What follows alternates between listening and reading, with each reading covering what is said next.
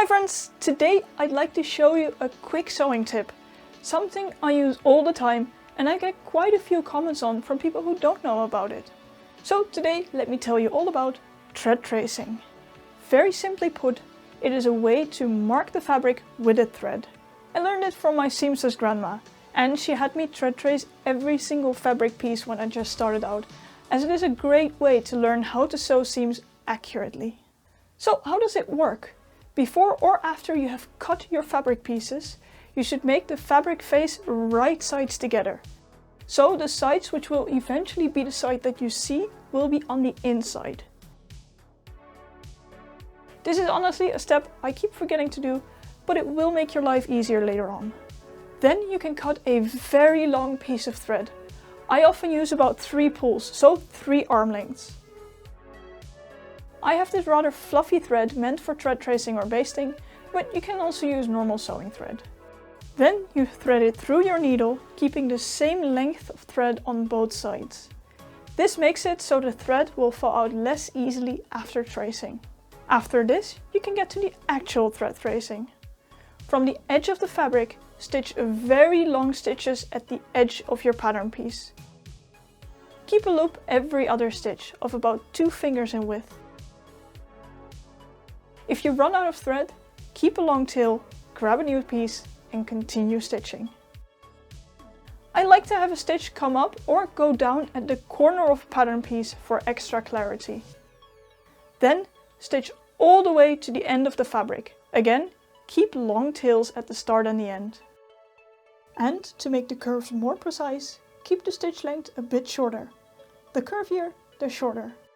Then you can take all the pins out and take the pattern piece off. Pull the 2 pieces of fabric apart, tightening all the loops and extra thread, after which you can carefully cut all of the threads.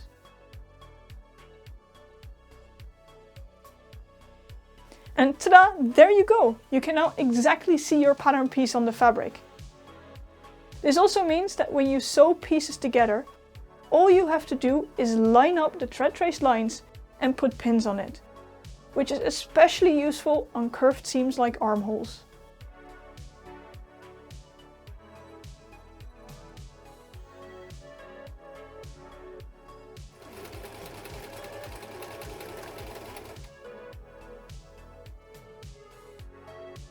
Then, after you've sewn your seam, either on the sewing machine or by hand, you can pull out all of the fluffy bits.